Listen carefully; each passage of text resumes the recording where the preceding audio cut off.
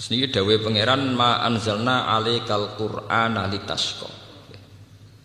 Bahwa Quran dengan makna al-awamir wan nawahi ini. Iki nunjukno nak Kanjeng Nabi njen tiyang waras tenan. Al-Quran dengan makna al-awamir wan nawahi, ada banyak perintah, ada banyak larangan. Tentu itu secara teori itu membebani Nabi, nggih membebani napa? Nabi. Ketika raja bertitah, masih barang itu gak penting. Itu bagi yang dititahi itu termasuk super penting. Misalnya raja kepengen rokok barang gak penting. Tapi bagi sing dikongkon pelayan tenan. Padahal mau merantuk rokok ya ora apa-apa. Tapi karena yang menyuruh napa? Raja menjadi sesuatu yang penting. Bagaimana sampean bayangkan seorang Muhammad yang berhadap-hadapan sama khitabe Allah Subhanahu wa taala. Kayak apa tersiksanya secara psikologi.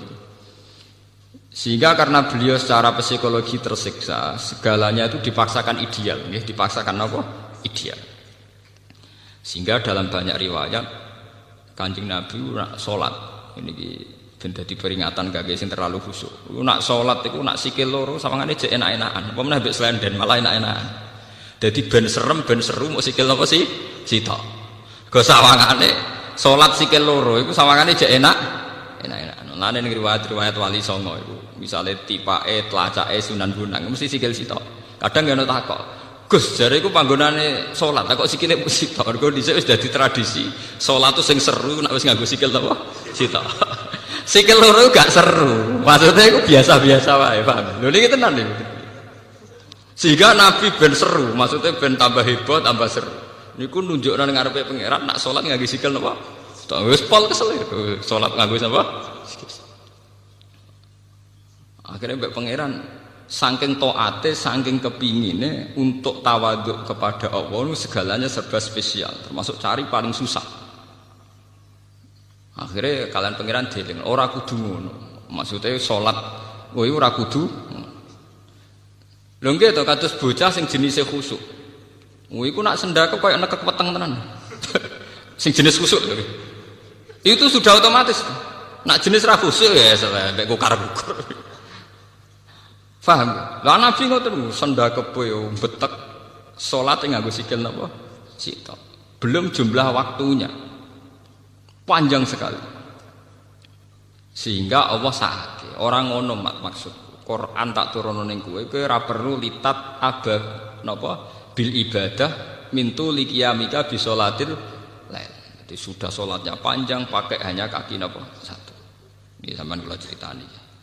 Itu bagian dari tat ababima fa'alta. Nabi menyusahkan diri. Tapi lebih dari itu sebetulnya ketika para ulama dan ada ayatnya, maksudnya ada ayat Quran. Di luar itu ada masalah yang lebih urgensi, lebih parah. Bahwa ketika Nabi mendapat wahyu untuk dakwatun nas ilallah, supaya manusia itu baik, supaya manusia itu soleh, itu Nabi tersiksa betul. Karena Nabi harus kayak mendapat amanat menyelamatkan manusia. Cara agama Kristen menyelamatkan domba-domba sing napa? Tersesat. Paham nggih? Nah, cara terminologi Kristen itu darani sampean-sampean domba-domba sing napa? Tersesat. Semua nabi tentu ingin menyelamatkan napa? Domba-domba sing napa? Lah adalah sing paling tersesat itu paman-paman nek pusing. Jadi kayak kiai di partai paling balela alumni nek pusing. Paham ya? Wong paling pusing nak dilawan keluargane napa? Piyambak. Akhirnya Nabi mulai frustasi. Karena beliau itu karirnya seorang nabi, penyelamat umat dari kesesatan. Lah paling sesat itu donatur ya Abu Thalib. Meleset Abu Thalib, Abu Jahal, Abu Lahab, pamane kabeh pusing. Itu sing disebut la'allaka bakhi'un nafsaka. Mungkin mat kowe iku frustasi nganti ngrusak awakmu dhewe.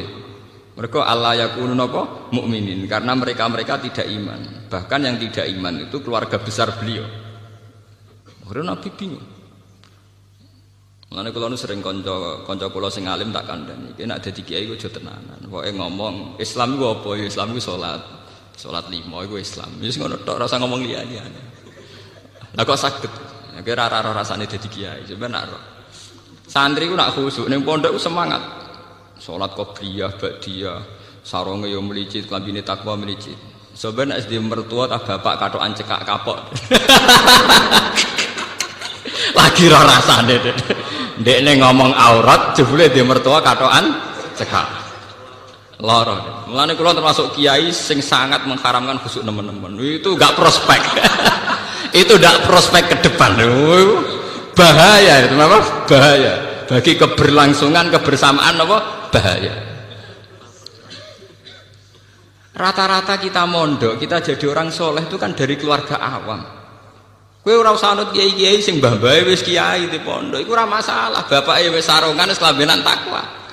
Tapi kita iku Islam anyaran, ora usah repot. Nek takoki Islam yo apa iso salat lima wektu. Lah sing diharamno apa ya zina mateni wong. Lah nak bengok-bengok ning dalan ora apa-apa, pokoke. Mergo kadang kita punya orang tua sing rezekine kok maklaran sepeda, kok maklaran ontel. Dan rezekine kok cangkeme. Lah nek misalnya dari awal ngomong-ngomong, fal yakul khairan aw liyasmut. Bapak meneng mati wong rezekine kok maklaran. Paham? Jadi pribumisasi Islam dengan hitung-hitungan teknis itu penting. Napa? Kanjeng Nabi mawon tahu meriang gara-gara ndekne nyaratno ideal. Nyangkone nek dadi nabi terus sukses dakwai paman-pamane. Malah sing balelo sinten? Paman-paman. Meriang Nabi, ruwet. Wis ngono sing tertarik gembel-gembel goyangane Bilal, Ammar, Suhaib, kira-kira sing tertarik. Akhirnya pengikuti Nabi ya pengangguran-pengangguran sing nasibnya ora jelas. Ngomong sing nasibnya jelas gak tertarik. Ning dinggon wong mapan mbek gerakan tertentu ora tertarik.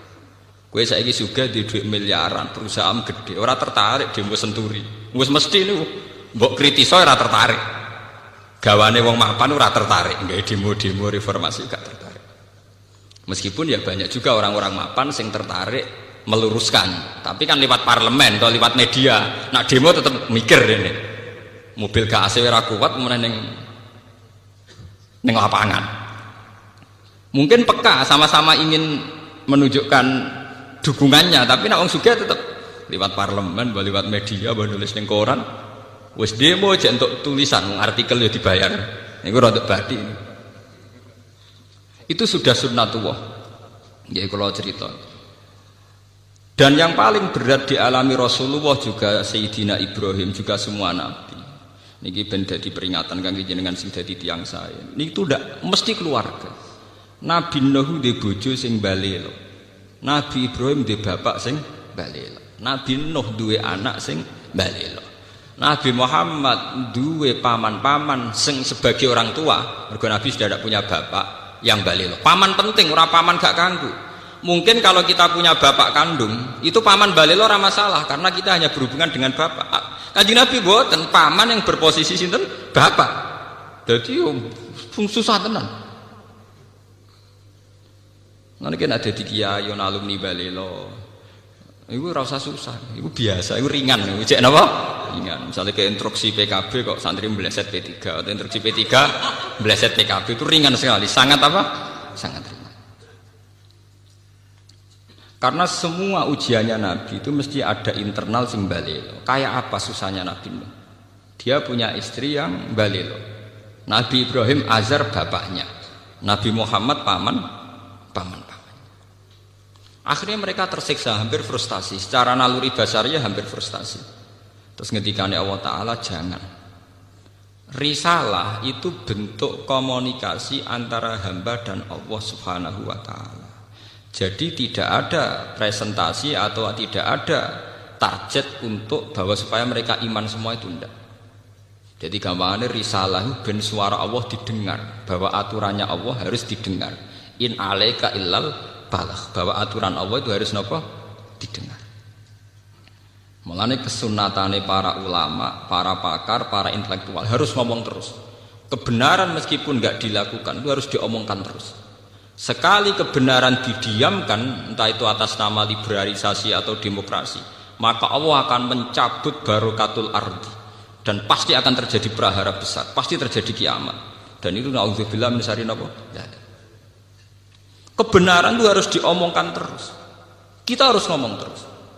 Saya itu pernah debat kusir sama seorang profesor, pernah debat kusir sama seorang kiai yang tawadhu. Saya bilang gini, seorang ulama itu dono unsur premane, kudu ngomong terus kebenaran. Wes ora ono wong ngandel lah, pokoke ngomong terus. Ora perlu ono wong ngandel, wes keliru lah pokoke ngomong. Begini, saya punya hadis sahih dari riwayatnya Imam Ahmad. Inna Allaha ta'ala la yanzi'a barakatal ardi hatta la yuqala fil ardi lizolim antaz zolim. Allah tidak akan mencabut barakatul ardi sampai di bumi tidak dikatakan pada orang zolim antaz zolim. Sekarang begini misalnya, contoh paling mudah yang kita mendapat berkah. Contoh paling mudah kita mendapat berkah dari contoh ini. Sebetulnya atas nama etika Jawa, etika Jawa. Kita nak ditangga lonte, iku sawangane secara etika wis urusane dhewe-dhewe. Ora usah mbok omongno iku lonte, sundel, sembah kono. Tapi barokahnya kebenaran bahwa orang nakal harus kita katakan sundel lonte. Itu kelontean dan kesundelan akan tabu terus selama orang masih ngomong untuk lonte itu sundel, untuk orang BTS itu lonte atau sundel. Artinya apa? Orang masih jijik atau merendahkan derajat mereka yang berprofesi sebagai lonte atau sundel. Dan ini baik bagi agama, bagi keberlangsungan moral, karena masih ada yang menjijikkan proses-proses yang salah.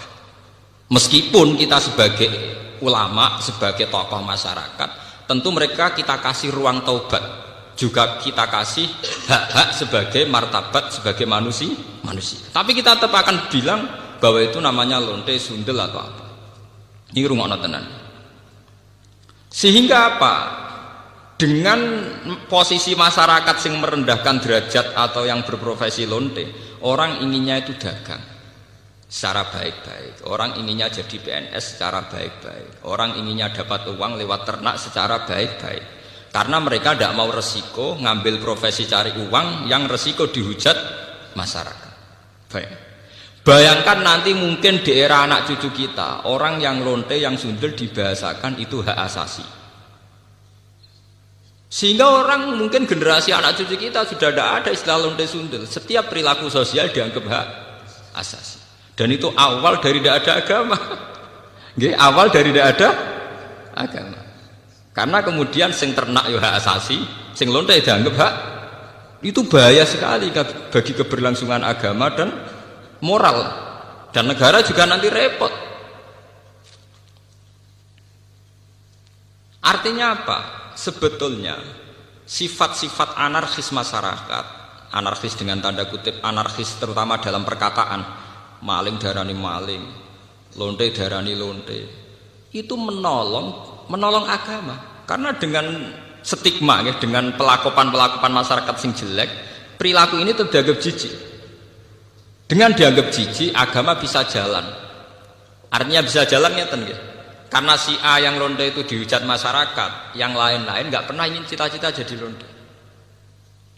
Sehingga masyarakat akan, bahkan mungkin anaknya lonte sendiri, karena tahu nasib ibunya dihujat, juga bercita-cita tidak jadi nopo lonte. Coba kalau tidak mendapat hukuman dari masyarakat, ibuku begitu juga tidak ada apa-apa. Paham ya? Makanya lonte dan apa akan subur di masyarakat yang sudah tidak peduli dengan nilai-nilai ini. Misalnya di kota-kota besar atau di kawasan lonte. Karena sesama lonte saling tidak mengatakan tabu. Makanya aman. Lalu itu pulau terkenang hadis riwayat Ahmad. Allah tidak mencabut barakatul ardi sehingga orang-orang zalim tidak dikatakan antas. Itu bahaya sekali kalau kita sudah tidak peduli terhadap itu. Nah, risalahnya Allah kepada Nabi Muhammad itu yang penting bahwa benar dikatakan benar, salah dikatakan salah. Tidak harus gol, tidak harus apa? Gol. Misalnya begini, saya sebagai ulama akan ngomong terus kalau riba itu haram, bunga bank itu haram. Meskipun pakar-pakar ekonomi, pakar perbankan akan mengatakan hil sing mustahil, sebuah sistem keuangan tanpa apa? Bunga, tanpa bank, itu muhal. Tapi kita sebagai ulama harus ngomong terus, riba itu haram. Saya tuh pernah ketemu sama orang yang membidangi perbankan. Pak Bahak, saya akan ngomong terus kalau bunga itu penting, karena itu harga mati dalam sistem perbankan. Ya saya bilang, saya akan ngomong terus kalau riba itu haram sebagai konsekuensi bahwa ulama harus mengatakan kalau riba itu haram. Tapi kan nggak realistis. Ekonomi itu tidak jalan kalau tidak ada riba. Ya saya bilang kemelaratan itu akan jalan terus selagi yang kaya masih menghisap yang miskin. Ya itu memang saya akui akibatnya ya begitu ya sama. Artinya ya. Tapi kita akan menjadi bodoh ketika pakar-pakar ekonomi mengatakan tidak ada bunga maka tidak ada perbankan, ekonomi macet. Kita seakan-akan bodoh dan kalah. Sebetulnya mereka yang ngerti kok dengan sistem bunga maka akan terus terjadi penghisapan yang kuat sama yang miskin. Sampai baca tek-tek pidato direktur-direktur IMF itu sering mengakui harus ada perubahan sistem keuangan dunia. Tetap ada yang salah. Karena berkali-kali IMF itu kalau jadi dokternya negara yang kolab tambah parah. Tapi kenapa kita selalu ngaku apakah? Makanya kalau setuju wonten riwayat hadis dan ini sahih, idza dzaharatil fitanu wal bid'u falyudhiril alim ilmahu. Ketika ada fitnah, ada bid'ah, orang alim sementing ngetokno ngalime, ora malah tawaduk muni kula mboten derek-derek. Falyudhiril alim ilmahu. Orang alim harus menunjukkan kealimannya. Sing alim kudu ngaku ngalim. Paham? Aja sing alim ngaku bodoh. Bahaya, tawaduk sing bahaya. Falyudhiril alim ilmahu. Sing alim kudu ngaku ngalim. Kalau tidak, wa illa fa'alaihi la'natullahi wal malaikati wan nasi napa asma. Itu akan dekat laknat. Karena kalau kebenaran tidak diomongkan, maka nilai masyarakat pasti kacau. Pasti napa? Kacau. Misalnya begini ya, niki contoh dan peringatan sekaligus. Contoh dan peringatan. Wong-wong sing derek toreko, sing derek ngaji kula teng mriki, kudu tunjukno bahwa kita lebih bahagia. Haram ke melok toreko nek ijek kesak-kesik, ijek mesombat-sambat ra di dhuwit. Dosa gedhe. Elek-eleki toreko. Kowe sing ngaji ning kene kok ora iso seneng ya haram. Elek-eleki wong ngaji. Kula dadi kiai mergo ora entuk gaji tetap kok susah, iku haram. Elek-eleki kiai. Kenapa saya mengatakan demikian? Begini masalahnya, seperti tadi yang dikatakan MC saya berkali-kali ngomong. Orang di kafe cari hiburan itu biar seneng. Orang main gitar di jalan-jalan biar asik. Kebenaran akan kalah saat pelaku kebenaran tidak pernah asik. Sementara pelaku kebatilan enjoy-enjoy saja. Akan menjadi trauma sosial itu. Nanti orang-orang seneng kebatilan, loh aku ning kafe enjoy, kowe melok toreko untuk apa? Harusnya kamu bisa jawab, aku yang tok asik. Basiku mbek kowe basik kendi. Sebab itu orang-orang toreko, orang-orang soleh itu dididik ala bi dzikrillah tatmainnul qulub. Kalau hati mereka bisa tenang pakai gitar, pakai hiburan, kenapa hati kita tidak tenang saat ingat Allah Subhanahu wa taala? Maka susah itu bagian dari keharaman. Termasuk sesuatu sing dinauzubillahi Kanjeng Nabi. Setingkat kekafiran, kemusyrikan dan kemaksiatan. Termasuk susah juga haram. Haram. Nabi itu inna aktsara ma bihi ma yasta'idzu bihi Rasulullah Allahumma inni a'udzubika minal jubni wal kasali wal husni. Jadi susah termasuk tersangka. Sesuatu yang ista'adza minhu Rasulullah sallallahu alaihi wasallam. Ya Allah, saya minta dilindungi dari rasa takut, malas dan rasa gelisah. Susah kriminal.